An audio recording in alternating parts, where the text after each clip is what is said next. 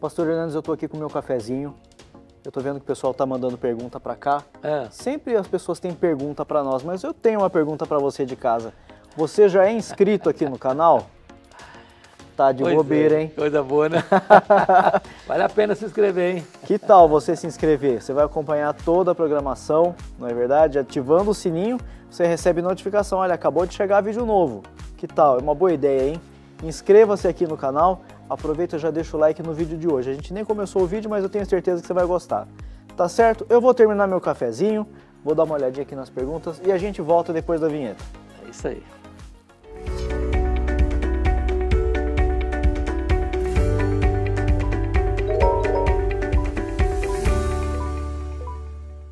Pastor, Tamo junto. Trocando Ideias 322. A gente está aqui para realizar esse programa e para atender as perguntas e dúvidas do pessoal lá de casa. Tá preparado? Vamos nessa. Então vamos lá. Eu começo com a pergunta da Maria Eriânia Moreira. Ela é lá do Ceará, Caucaia. E ela diz o seguinte: eu tenho uma dúvida. Em Jeremias 29:13 diz: buscar-me-eis e me achareis quando me buscardes de todo o vosso coração. E a minha pergunta ao pastor Hernandes é: como é que eu vou saber se eu estou buscando a Deus de todo o meu coração? É uma boa pergunta e ela é subjetiva, né? Eu não tenho como responder essa pergunta objetivamente, porque não é uma receita de bolo. Faça isso, faça aquilo outro, resultado definido. Porque só Deus sonda o coração. Só Deus conhece a motivação. Eu posso estar me conformando com um padrão externo de ajoelhar, levantar as mãos, chorar, me quebrantar. E de repente Deus que vê o coração não está vendo nada disso, que está sendo exteriorizado.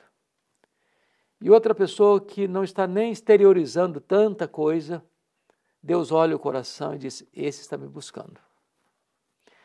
O que Deus espera de nós, Tiago, eu entendo, é sinceridade, é coração quebrantado e compungido. Esse Deus não rejeita. É chegar diante de Deus honestamente, sinceramente, sem máscara, sem capuz, sem verniz, né? Me permita dar um exemplo. Lá em 2 Coríntios, capítulo 3, Paulo fala que nós não somos como Moisés, que pôs véu no rosto para que as pessoas não pudessem contemplar o brilho da sua face. Moisés, certa feita, subiu um monte, quando desceu, o rosto dele brilhava, a glória de Deus, a Shekinah de Deus estava no rosto dele, as pessoas não podiam se aproximar. Mas aquela glória foi apagando, foi desvanecendo. E Moisés não queria que as pessoas soubessem que aquela glória estava apagando. E ele manteve o véu, quando não precisava mais do véu. Então, às vezes, o nosso coração corrompido quer que as pessoas olhem para nós e vejam a Shekinah de Deus, a glória de Deus.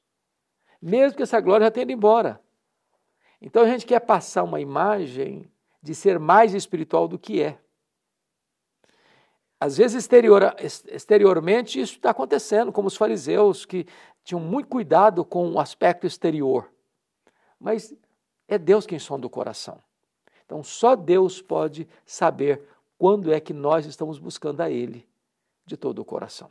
Nós podemos enganar até a nós mesmos nesse processo, mas jamais podemos enganar a Deus. Nós vamos seguir então com a pergunta do Sérgio Ribeiro. Olá, Reverendo Hernandes, Tiago e equipe. Eu queria entender um pouco mais sobre intercessão. Vemos no Antigo Testamento muitos homens de Deus orando por motivos de terceiros para serem abençoados ou até mesmo para serem salvos da morte. Esse tipo de oração tem eficácia nos nossos dias? É claro que tem. É claro que tem eficácia nos nossos dias. Você vai encontrar isso com muita frequência na Bíblia. Por exemplo, você pega um Abraão orando por Ló e Deus poupando Ló de Sodoma e Gomorra. Você vai encontrar Moisés orando pela nação de Israel e Deus poupando a nação de Israel. você vai encontrar Samuel dizendo para o povo: longe de mim pecar contra Deus, deixando de orar por vós. Você vai encontrar um Josafá orando e convocando a nação para orar, para Deus livrar Jerusalém de um ataque iminente de uma federação de inimigos que estava para invadir Jerusalém. Você vai encontrar o rei Ezequias orando para que Jerusalém não fosse atacada pelo exército assírio que estava às portas da cidade, e Deus escala um anjo e mata 185 mil soldados. Você vai encontrar Neemias orando para que a cidade de Jerusalém fosse restaurada. Então, a oração intercessória está de ponta a ponta no Antigo Testamento e também no Novo. Por exemplo, só vou dar um exemplo para não esticar muito. Está lá em Atos 12. Pedro estava preso na prisão de segurança máxima de Herodes, do rei Herodes Agripa I, para ser morto depois da festa da Páscoa. Mas diz o texto lá que a igreja estava orando em seu favor, unanimemente. E na última hora, Deus manda um anjo que tira Pedro de 4 escoltas, de 4 soldados cada uma, abre o portão de ferro e liberta Pedro. Em resposta à oração da igreja. Jesus é o nosso intercessor. Ele está à destra de Deus intercedendo por nós. E nós fomos constituídos sacerdócio real. Cabe-nos, portanto, orar uns pelos outros. Aliás, Tiago, capítulo 5, diz o seguinte: está alguém sofrendo? Faça a oração. E ele diz que Elias era homem semelhante a nós, sujeito aos mesmos sentimentos, e ele orou. E por 3 anos e meio não choveu. Orou e a chuva voltou. E ele diz: muito pode, por sua eficácia, a súplica do justo. Então, nós somos intercessores, devemos orar uns pelos outros. Tá aí, Sérgio. Obrigado, então, pela sua participação. Nós vamos agora para a pergunta do Gabriel Ribeiro. Eu tenho uma pergunta a fazer. Eu me questionei algumas vezes sobre a existência de Deus e eu queria saber: como saber se Deus não é invenção da minha cabeça para me consolar nos dias difíceis? Parece uma pergunta estranha, mas na minha vida pessoal eu já tive depressão, síndrome e transtornos de personalidade borderline. Eu sinto a presença de Deus, mas não estou convicto de que ela seja realmente a sua presença. Ok, uma pergunta complexa de alguém que passou por diversas situações difíceis, ou está passando, e que às vezes é capturado por esse pensamento que assola a mente: será que Deus existe mesmo? Será que isso não é resultado e fruto das divagações da minha mente? Então, eu vou recorrer ao nosso irmão reformador João Calvino, quando ele diz que eu só posso conhecer a Deus porque Deus se revelou.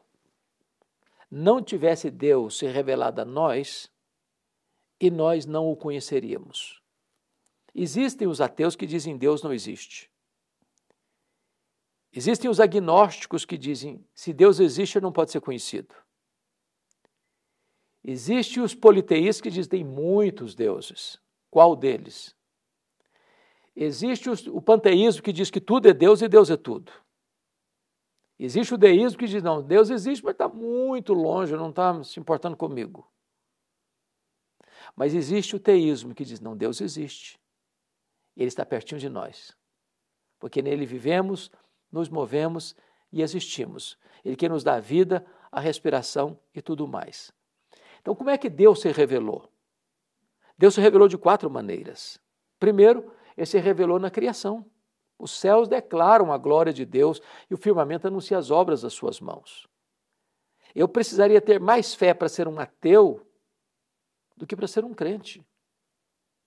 Se você olha para a vastidão do universo, que segundo os estudiosos tem mais de 93 bilhões de anos-luz de diâmetro, e eu afirmar que tudo isso é fruto do acaso, ou de uma explosão casual, ou de uma evolução de milhões e milhões de anos, não.